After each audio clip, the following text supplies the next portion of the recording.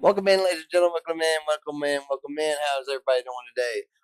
It is 65 degrees here on the East Coast. It is 10:49 p.m.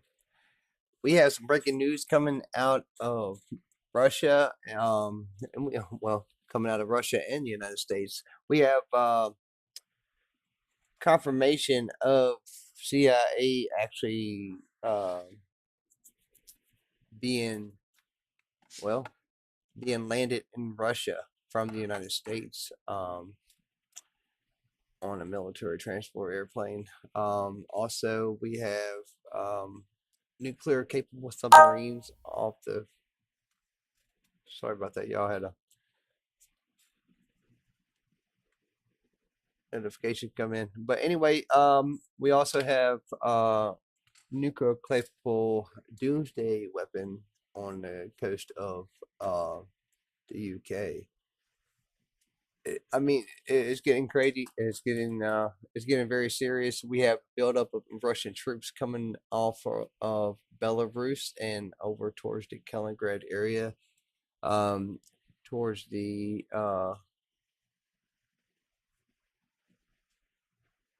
I'm gonna call it a walking gap. I believe it's called in between Poland and Kaliningrad. That's in Russia. So you don't want to miss today's show. It is crazy. We are going to get started. So here it is.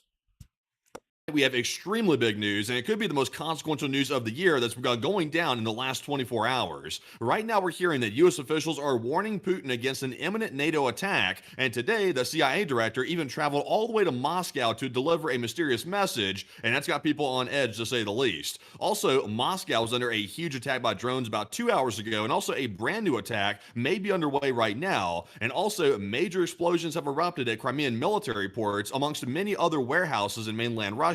And we have a ton of news tonight, and it's good to see you all once again. And of course, we're going to be covering the past 48 hours in the news from around the world, as we have been able to hear significant news, particularly from Eastern Europe today and inside the Russian Federation, but also from the Middle East as well, and also East Asia. As over the course of the past 24 hours, the United States CIA Director Ratcliffe has flown on a C-17 with an entourage from the Central Intelligence Agency to Moscow to deliver a message to the Russian government. It is unknown at this moment whether he met directly with Vladimir Putin, the president of the Russian Federation, but it is understood that he did speak to top-level Russian officials, either of the Ministry of Defense or of the Ministry of the Interior or of the Russian Central Committee as well, or directly to Vladimir Putin. From what we understand, a warning was given by the United States of America, according to intelligence that may have been gathered by reconnaissance aircraft that were flying around the area of the Kaliningrad Oblast, a part of the Leningrad military district, showing that the Russian Federation appears to be preparing for some form of escalatory action against NATO. And we believe that the director most likely warned the Russian Federation that further escalations or provocations against NATO will not be met kindly, or that there may be sterner responses made by NATO allies, possibly including the United States, within the immediate future. Whatever was transpiring in this meeting, it only lasted a couple of minutes before the delegation then left Moscow and flew directly back out of Moscow and right back into NATO. We have been able to see that afterwards, the president of the Russian Federation has issued 3 secretive presidential decrees, which were signed and ordered by the President Vladimir Putin quite literally within just the next 2 hours after the meeting ended. It is unknown what is inside of these presidential decrees, but the decision-making moment and signing of them at the very moment, just hours after the meeting, is suggesting that they most likely have some sort of direct correlation to the situation pertaining to the CIA director's meeting.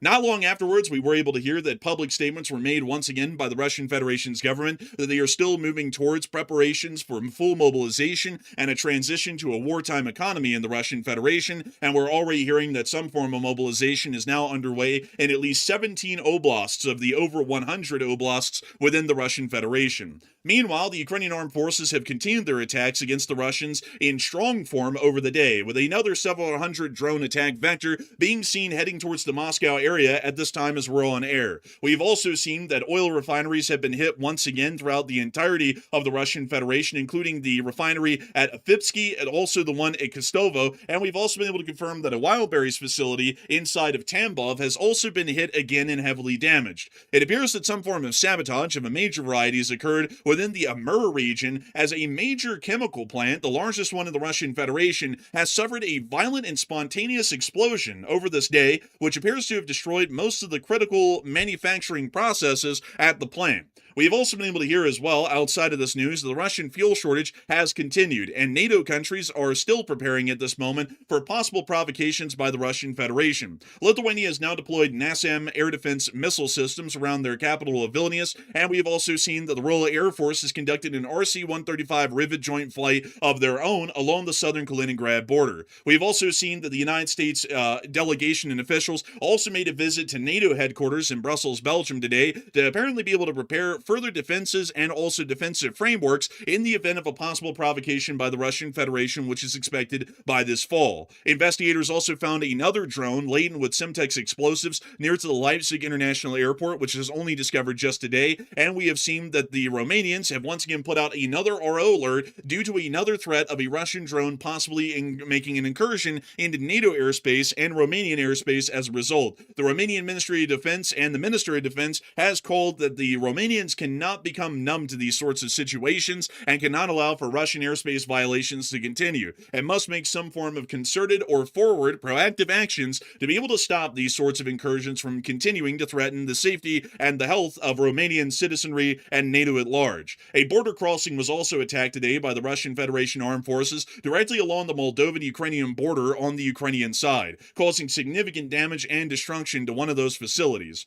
We have also seen that the Ukrainian Armed Forces have inflicted significant losses onto the Russian Federation today and have stopped generally all advances over the front line over the course of the past 48 hours. We have also seen that within the Middle East, the United States of America is continuing its blockade line of the Gulf of Oman, which is finally resulting in some form of damage to the Iranian economy, as fuel shortages are now being seen in video and picture evidence in several major Iranian cities, including Tehran, Mashhad, and Tabriz, just to name a few. We have also heard that the United States Central Intelligence Agency and military intelligence may have possibly uncovered another nuclear storage site, once again in the Natanz nuclear uranium enrichment plant, that may be housing some form of enriched uranium, possibly weapons-grade uranium, at this point right now. We have also been able to see that the Islamic Republic of Iran has continued to its stance on the Strait of Hormuz, stating that they will not be allowing vessels to pass through with the economic sanctions that have been put in place. However, Russian media, for however credible they may be, has stated that the Strait of Hormuz has magically been reopened, and the President of the United States has claimed that all of the mines in the minefield in the middle of the Strait of Hormuz have also been completely demined as well, although, unfortunately, we don't really have any evidence to be able to show of that.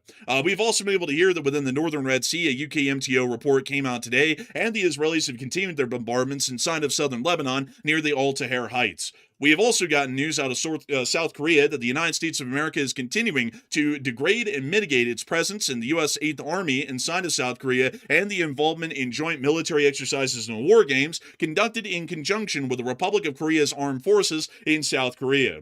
We have quite a lot of news to cover over the course of this day, and we are going to be making sure to cover each and every single bit of it, starting with our largest stories first, and then moving our way on down into the smaller stories throughout the night over the course of these past 48 hours.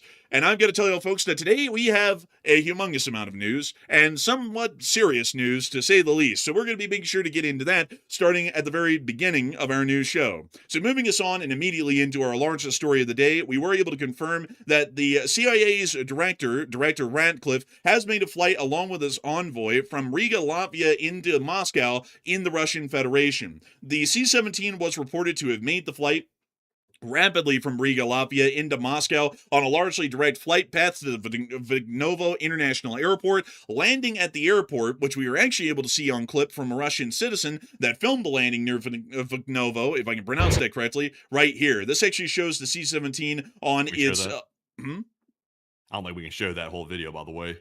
Well, to show just a brief part of it, we can actually see the C-17 with its gear deployed and its flaps extended here on final approach at the runway at the Vyknovo International Airport. Not long after landing, the delegation then made it directly from the Vyknovo International Airport down Highway E-101 into the central area of Moscow, heading straight to the Kremlin, and then conducting a meeting with the Russian Federation's government at that time. We were able to see that at this moment, there was information showing that the CIA director, according to the Wall Street Journal, arrived in Moscow after the U.S. gathered intelligence indicating mobilization preparations and plans to test NATO's resolve. Former Deputy Director of the U.S. National Intelligence Beth Sonner told the publication that Ratcliffe may have met with Putin directly to deliver a warning along the lines of, "We know what you're going to do, and you better not do it," largely indicating that the United States of America may be involved in hostilities against the Russian Federation if they conduct a military action against the NATO alliance. We have also been able to hear that right after this meeting, the delegation then left only minutes after arriving at the Kremlin, drove back down the E-101 highway, boarded the C-17 at Vyknovo, and then departed instantly, heading right back to Riga, which once again we were able to see on this flight radar information here via ADS-B transponder, showing that the C-17 did immediately depart and returned right back to Riga, where the entire venture had started for the CIA director. Only the next 2 hours later, we had already heard that the president of the Russian Federation, Vladimir Putin, had signed 3 secret presidential decrees after a visit of the CIA director. These are publicly listed, and while the secret decrees are publicly listed as decrees that have been signed, the actual details in which the decrees were made on are not shown. And you can actually see right here that there were about 6 presidential decrees that were signed today by President Putin, and numbers 605 to 607 are missing from the register, which is openly showing that the decrees were signed by the President of the Russian Federation because they are written and signed in sequential order. They never skip numbers in this process. At the start of the year, I believe they start with decree number 1 every single year, and then they move their way on up into the hundreds like we're seeing right now, meaning that somewhere in the process today, 3 presidential decrees were signed that are not publicly shown what they are or what in the hell they're about, and they were not really shown on any public record, rather than the fact that they are missing between number 604 and 608 signed today.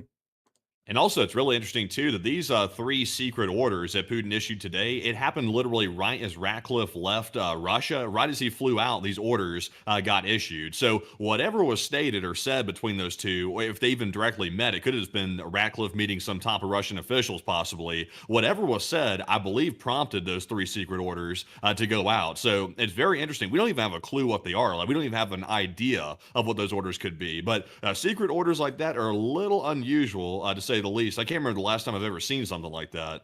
We haven't seen it a lot. Even in the war in Ukraine, we have not seen a lot of secret presidential decrees of the Russian Federation anytime recently. At least I don't think we've seen one over the course of at least the past year in my memory. So this is something that is exceptionally rare. And the fact that there were three of them signed in sequence, number 605, 6, and 7, that is quite concerning and showing that whatever was done may have been in direct involvement with the meeting that was just held with the CIA director. Now, I see some people in the chat asking, well, why in the world would the CIA director fly all the way to Moscow and have an in-person meeting with the Russian government, possibly Putin, for really no reason, considering that the meeting only lasted for minutes and then they flew right back out? Why not do that via Zoom? Well, the reason is that an in-person meeting usually has a lot more gravity to it and also shows that the situation is being taken quite seriously. That's generally the reason why someone will be flown in directly and then drive all the way to the Kremlin to be able to deliver a very small statement, most likely with some intelligence backing up their claim, and then to give a brief warning to the Russian government and then leave.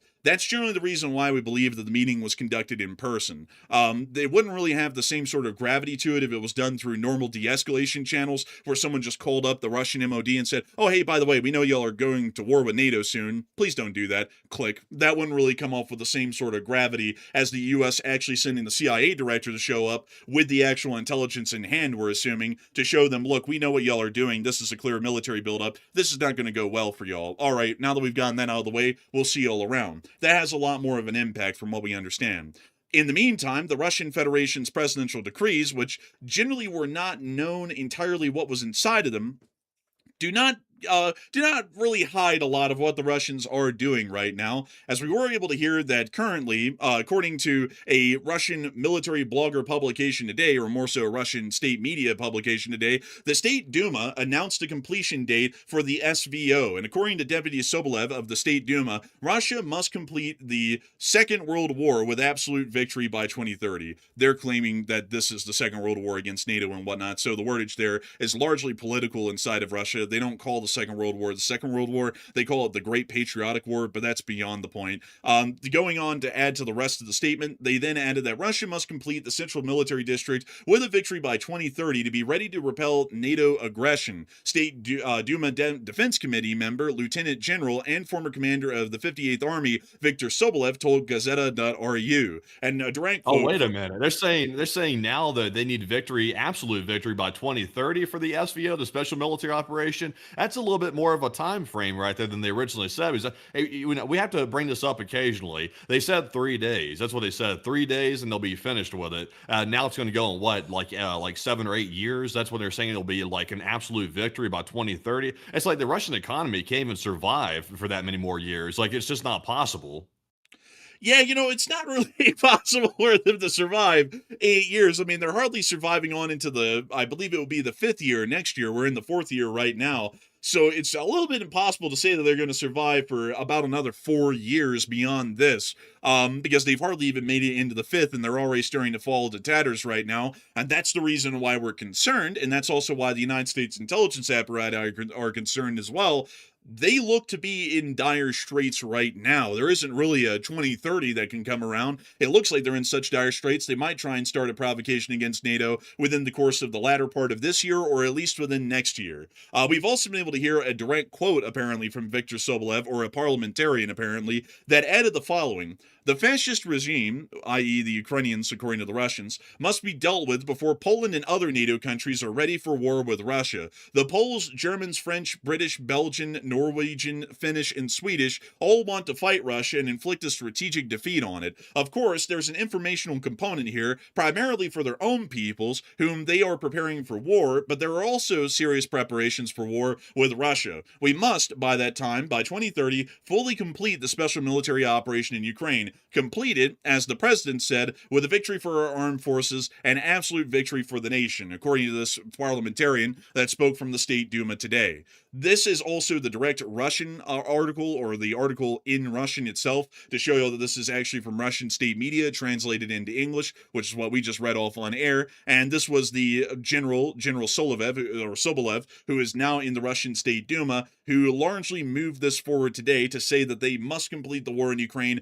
by 2030, hell or high water, to be able to prepare for a conflict with NATO.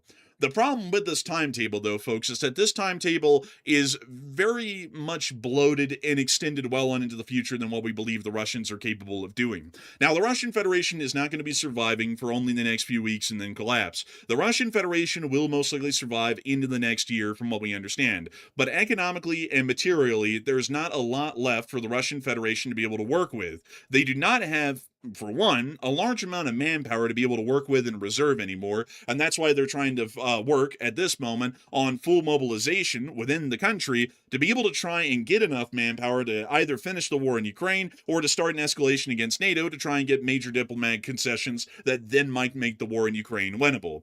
The other thing is that the fuel situation in Russia is so desperate, their economy will most likely collapse within the next year to a year and a half from this point, from what we're telling. And also on top of that, we already know that apparently whatever the CIA director has in intelligence is showing that the Russian Federation is quite truly getting ready for war with NATO right now. Otherwise, there wouldn't have been a flight and a warning made in Moscow today by the CIA director. But this is leading quite a many people in the chat right now to talk about the CIA visit to Moscow today by the director of the CIA and what this was really about. And Matthew, what are people thinking about it? And what are you thinking about it as well?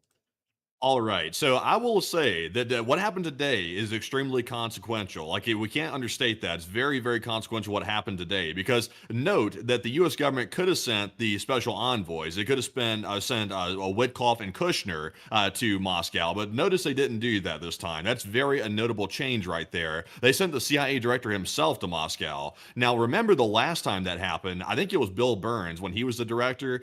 He also went to Moscow to warn Putin not to invade Ukraine. And then 2 weeks later, Putin went and invaded Ukraine, and now we're several years down the road from that. So when a CIA director makes a personal visit to a capital like Moscow, it is something extremely serious. It's nothing light whatsoever. So now we're hearing the reports that apparently he went there to warn Moscow against an imminent NATO attack that they have intelligence on, from the looks of it. Some people did speculate earlier today that maybe they were warning them about Iran, possibly, but I'm of the belief that's about the situation with NATO. That's what I think. But let's see what the audience thinks. 45% said Russia is probably mobilizing in Kaliningrad, and that's why the CIA director went today. While 24% said Putin is mobilizing homeland forces, and that's catching NATO's attention, and that's why he went. And 21% said it's because Russia's increasing hybrid warfare in Europe. And I would say this. There's a very strong correlation here between these two events. We just saw Kaliningrad get encircled by NATO aircraft, specifically intelligence reconnaissance aircraft, literally just 1 to 2 days ago, and it happened for several days in a row. That's now winding down, and all of a sudden, after it wound down and they got the photographs or whatever signals intelligence they needed, now all of a sudden the CIA director flew to Moscow and apparently presented some evidence to Putin and gave him a warning, apparently. So I'm of the belief that something is happening in Kaliningrad. I think there's a mobilization or some type of troop movement happening in Kaliningrad that has NATO on edge. And I think that's why the CIA director made a personal visit to Moscow. That's why I think personally. So I'm actually with the 45%. I think that's the main reason. And of course, there is some speculation in that. Of course, we don't know the exact details of what was said behind the scenes, but I think the details seem to add up to correlate. But Enforcer, what say you? I'd have to say that, in my opinion, I think that the Russians are working on some form of not necessarily a mobilization, but they're definitely ramping up deployments along the NATO border in Kaliningrad and also along the Baltic states and Finland. We already know this, actually, folks, because while it's not been talked about in such an open and enough of a way, or in a high density way for us to see the story forming in real time, over the course of this whole year, we've largely been covering that here on the channel bit by bit with each news stream. Remember, folks, when the satellite data from the United States that was published publicly was showing that the Russian Federation was building new forward operating bases near the Finnish border that could house up to 110,000 Russian troops along the whole border with Finland, most of them being focused around the southern border of Finland where most of the fighting would take place in a hypothetical conflict? And do y'all remember when the Russian National Guard flights were conducted to Kaliningrad just last week and in the months before that, most likely ferrying top Russian officials to Kaliningrad to make sure that the Kaliningrad Oblast is on the same page as the rest of the Leningrad military district? And do y'all remember that the Russian Federation is trying right now to heavily bolster its numbers through volunteers, and they're already working on full mobilization at this point right now to start conscripting mass numbers of men into the armed forces in Russia to be able to build up their armed forces to a significant degree. And that's not to include all of the different hybrid attacks, drone incursions, cruise missile attacks, and other incidents that have happened along the eastern border of NATO and in Germany at this point just over the past 2 months. All of that is clearly showing us that the Russian Federation is working on mobilization and also a conflict or confrontation with NATO, not with Ukraine. And the reason why they're willing to do that, folks, is because materially they are completely spent. The economy is in the tubes and it is rapidly diminishing. We'll show you all here in a minute what the Russian stock market looked like, but it is rapidly diminishing and deteriorating. They're running out of men, they're running out of money, they're running out of ammo, they're running out of fuel, they're running out of food, they're running out of everything. I mean, I could go on and on with a list. They're running out of quite literally everything. And when a country is in a position like that, they usually decide to escalate because they're either going to go out quietly or they're going to go out with a bang. And if they go out with a bang, they might just be able to deliver an uppercut to their adversary, a lucky one, that will end up possibly seeing that they somehow survive the entire confrontation. For example, the Empire of Japan, after being embargoed by the United States, which was the Empire of Japan's main oil supplier before their attack on Pearl Harbor, then went into desperate straits because of the lack of oil and also the economic downturn that they were seeing, and then attacked Pearl Harbor and invaded the U.S. territory of the Philippines and Guam. The Germans in World War II, after failing at the Battle of Britain and seeing that that the war was going on far longer than they originally anticipated, even by 1941, decided to invade their main supporter, the Soviet Union, because they needed the supplies and raw materials of the Soviet Union, and they believed that they were weak enough that they would back down and give up. That's the same thing that the Japanese thought as well about the United States, is that if they attacked the United States would be so weak that we would actually just negotiate our way out of the conflict entirely and basically give them whatever they want, which was not the case in either one of those instances. That is what the Russians are probably believing about us right now here in NATO. They are believing that the leadership of NATO states are weak, that they might be willing to compromise and negotiate, and also they're in dire straits in every single way. That is the perfect cocktail that we saw in the Second World War. They got the Germans to invade the Soviet Union and the Japanese to attack the United States and draw us into the conflict. So it is a exact historical parallel to what we saw back then, and the risk here is quite high. If we continue to put a weak front forward and make it look like NATO would be willing to back off or cower down to the Russians if they start a conflict, they will start a conflict with NATO.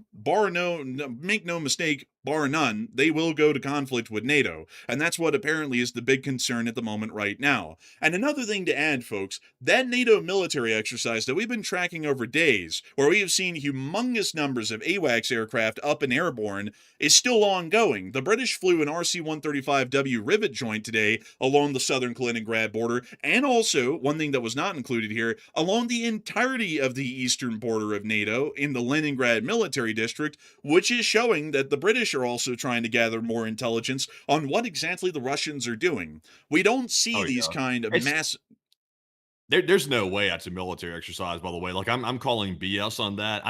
That's a big thing to call BS on. But I'm telling you, like this rings to me as like a practical operation they're conducting for an intentional reason behind it. This does not seem like a military exercise. Like it does not look like one to me. It doesn't look like one to me either. And think about it. It's like, why in the world would we conduct a military exercise where we have AWACS and reconnaissance aircraft up in the air and almost the same number as the multi-role aircraft and aerial tankers that are involved in the exercise, and they're all flying as close as they can to the Russian borders? that clearly is reconnaissance gathering. I mean, there's no other way to look at that. We're conducting reconnaissance on them, and apparently something has tipped us off to where we're trying to conduct more reconnaissance than we ever have over the past really 3.5 years. It's almost on to 4 now. And also another thing that I want to add, folks, another important thing, and this was done in 2024. Look at this map of Russian military districts.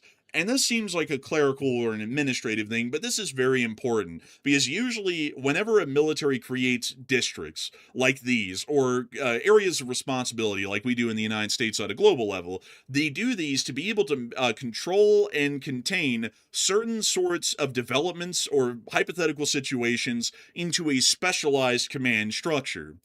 And a while ago, this entire thing, the Moscow Military District and the Leningrad Military District, used to be the Western Military District. It was not an individual military district like the Leningrad one is now. In 2024, the Putin government created the Leningrad Military District and brought it back out of the grave to be able to operate independently of the Western Military District. Now, the reason why they did that is because if you look at the border that the Leningrad Military District shares with any outside country, you'll notice a certain trend.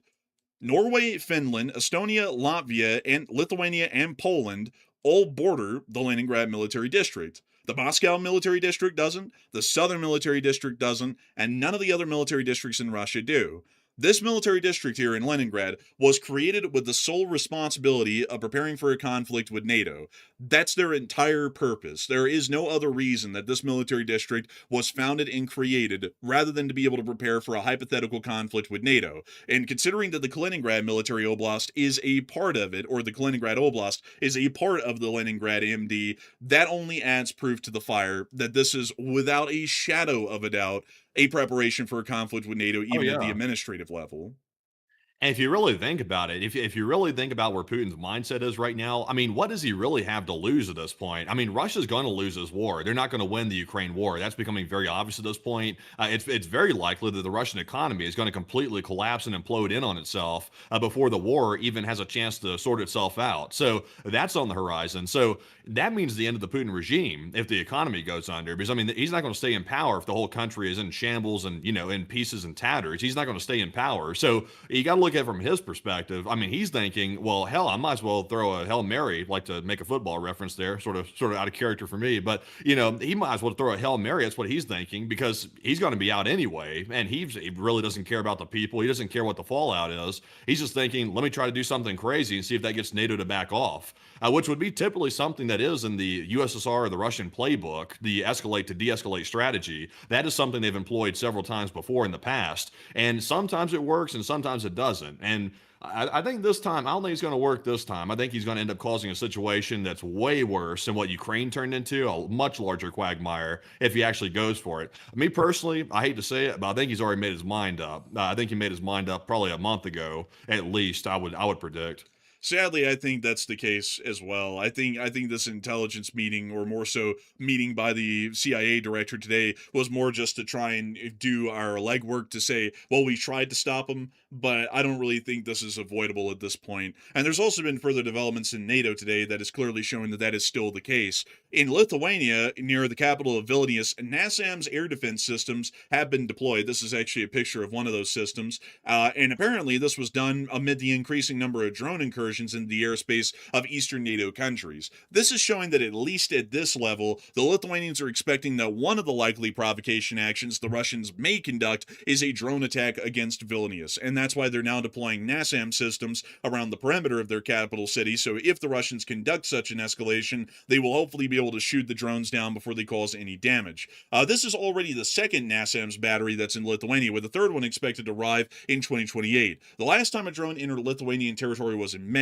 Meanwhile, a similar incident was recorded in Latvia last week, where NATO air forces actually engaged and shot down the drone over the area of the city of Resigne in the central area of the eastern border of Lithuania. We've also been able to hear that in Germany, investigators have found another concerning development in the Leipzig attack story. Another drone was actually found today by police and investigators near the Leipzig airport, which contained another 50 grams of hexane, a powerful chemical warfare agent. Another drone drone, according to investigators, may have collided with a DHL cargo plane that same night, and damage was later found on the tail of the Antonov 24, actually seen here in the picture, which was apparently the target of the attack by the drone.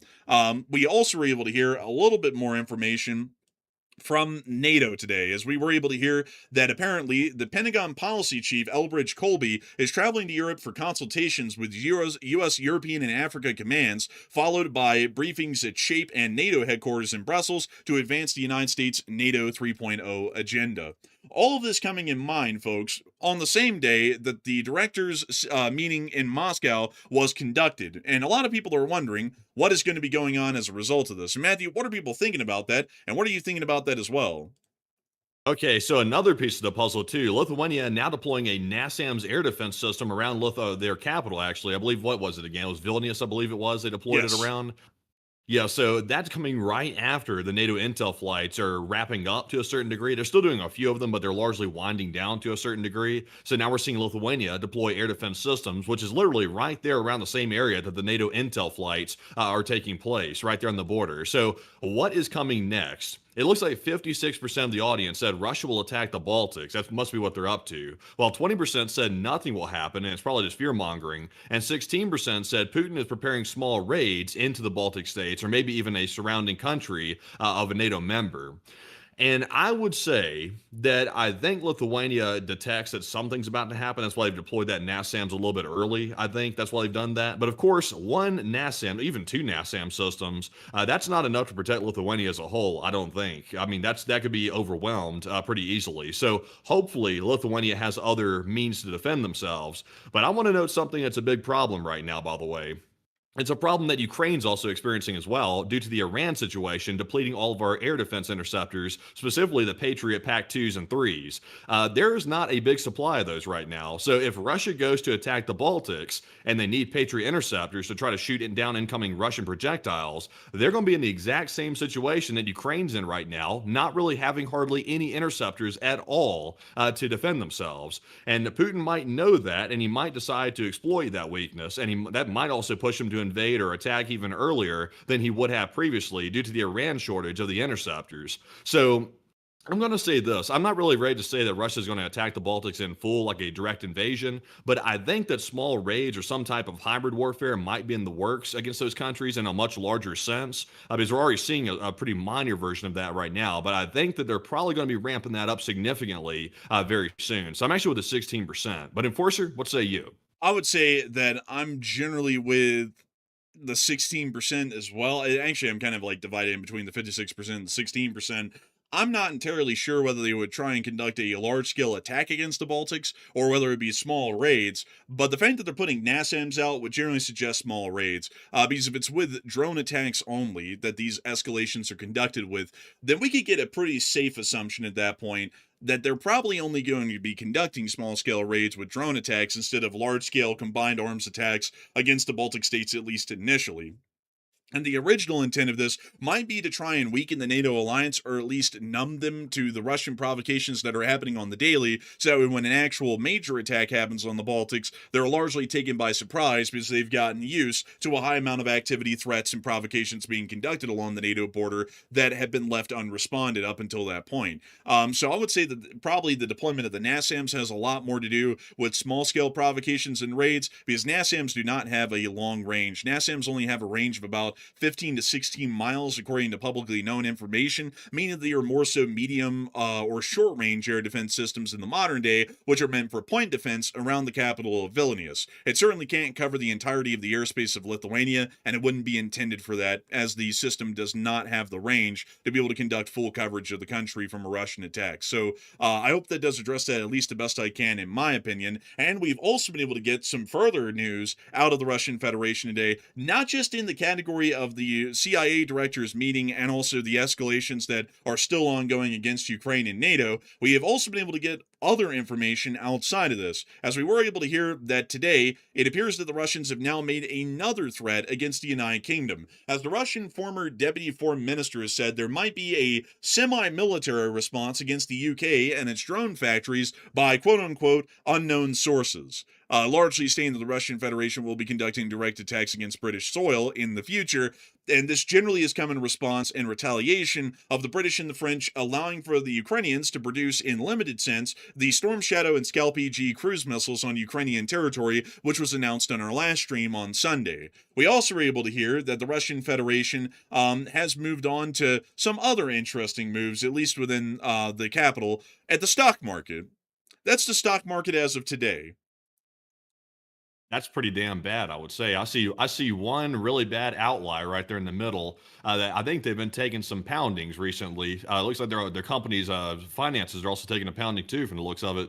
You know, I've never really seen, Matthew, a single company lose about 30% of its stock value since the market opened yesterday. They've literally lost 1 in every 3 units of value for their company stocks in about 48 hours since the markets have opened.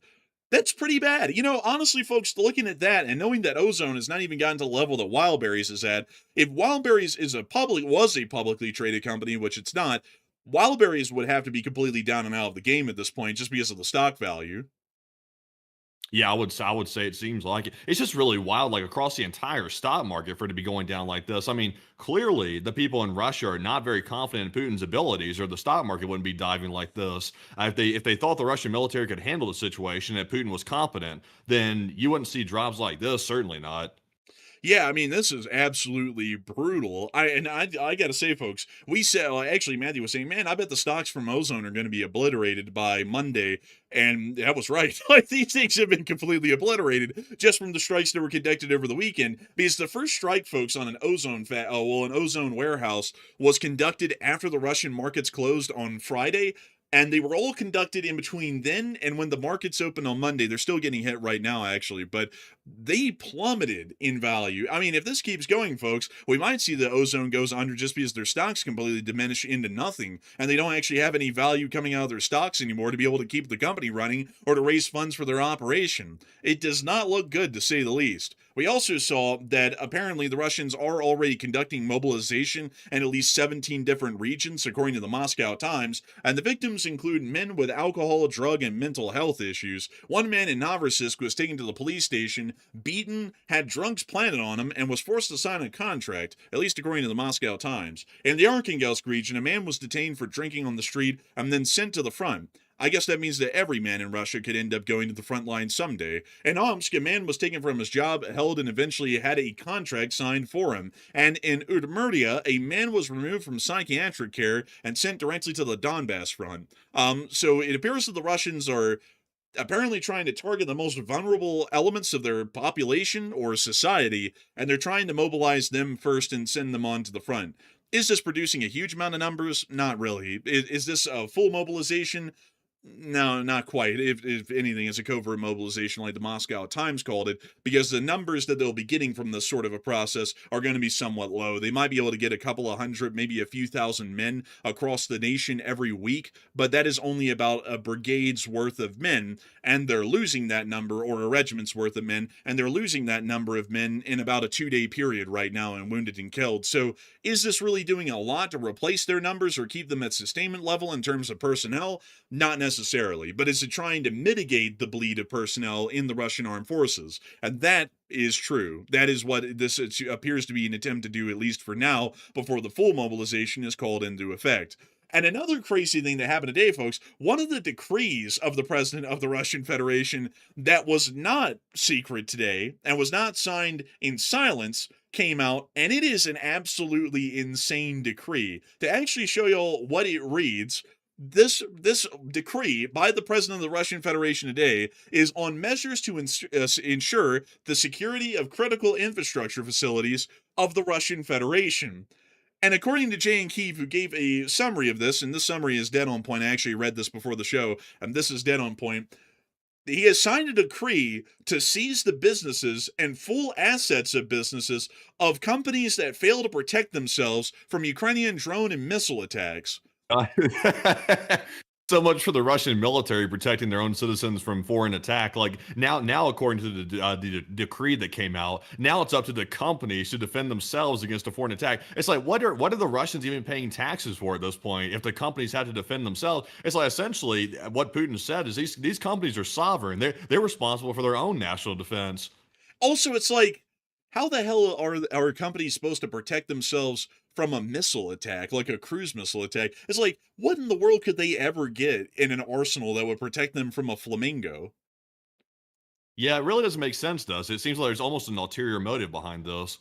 It certainly does. Like, without a doubt, there is certainly an ulterior motive. But I also want to read y'all folks the legalese in this Russian decree because it is actually kind of funny. Here it is, starting here. 1. To establish that in the event of failure or untimely adoption by the owner of measures to ensure the security of critical infrastructure facilities of the Russian Federation, hereinafter referred to as critical infrastructure facilities, or violation by the owner of the requirements for ensuring their security provided for by normative legal acts of the Russian Federation and decisions of authorities authorized in the field of ensuring the security of critical infrastructure facilities, or creation by the owner of a threat to the security of critical infrastructure facilities, or normal functioning of such facilities, including in the event of identification of the ineffectiveness of measures implemented directly to prevent the threat of an attack by, using unmanned aerial vehicles, or failure to restore or untimely restoration by the owner of the normal functioning of such facilities.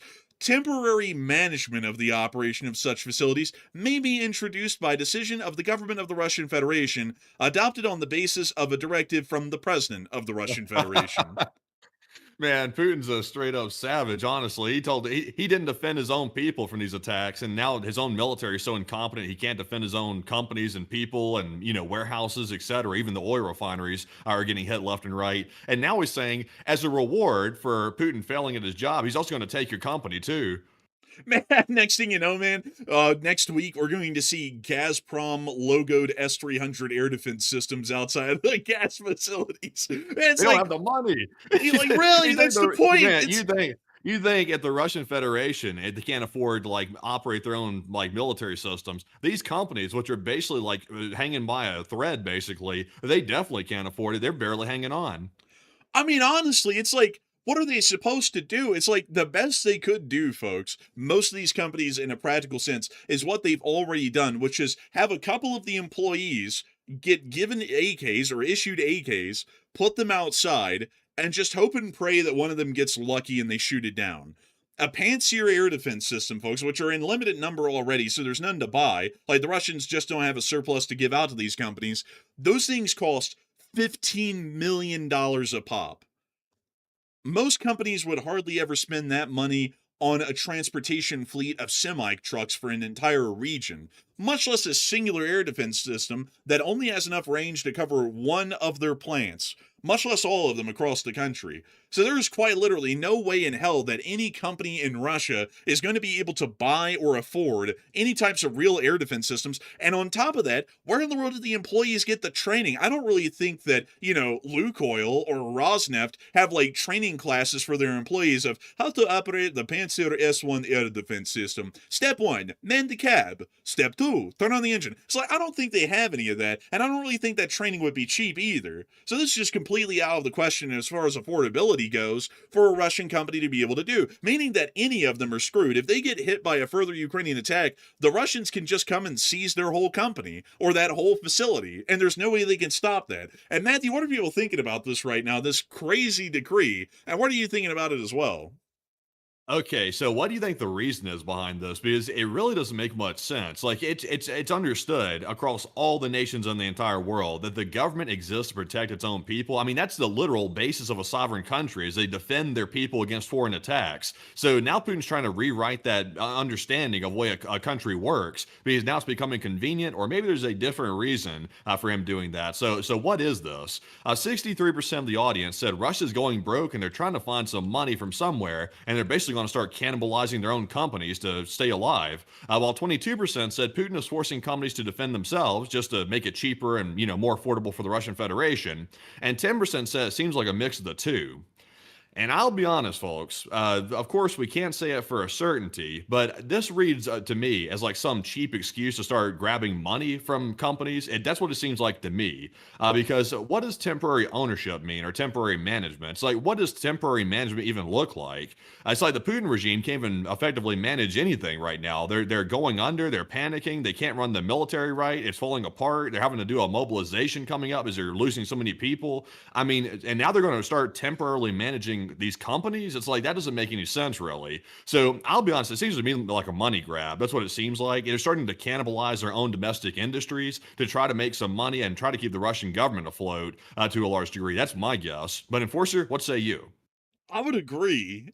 Like, this is the most open daylight robbery I've ever seen a government do on the planet in history. I've never seen anything like this, folks. This didn't even happen at the end of the war in Nazi Germany or the Empire of Japan, where they literally just said, okay, if the Allies bomb your factory, we're just absorbing it. It's like nobody, like, I've never seen a country on the planet, folks, do this that I know of. This is the first time I've ever seen this in history that I can even account or recall, where a country has said, if you get your factory blown up by the enemy, we're taking over your factory and just running it ourselves. And it's like, what are they running? The rubble? I think the whole thing of this is to just try and seize the real estate, so that way the Russian government can claim maybe the real estate or like the property as some sort of collateral to get further loans from banks, possibly, like some sort of a scheme like that. I don't even know, because I don't even know how in the world this is actually supposed to generate any revenue. Yeah, also, by the way, Clean Cut Cowboy said they're going full communist. Honestly, like it's really interesting to watch. Russia is slowly turning back into the USSR. Like the gas lines are here again that the USSR had. Now they're starting to like nationalize or basically threaten to nationalize major companies inside of Russia under the guise of defense. I mean, they're literally going back to the old days of the USSR. I mean, name some things, Enforcer, that they're not like anymore. Like they're taking huge leaps forward back toward like straight up communism, really, under the guise of trying to save themselves.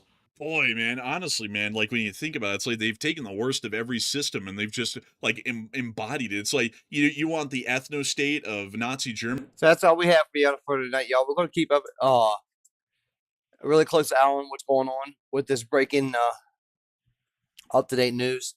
It is very serious. So I'm not trying to scare anybody around there or anything like that, or out there, should I say? But it is getting very serious. Just to pinpoint how serious it really is, we have not had a diplomat in Russia since 2021. If that tells you how serious it is. So y'all take that with however y'all want. Please leave a comment.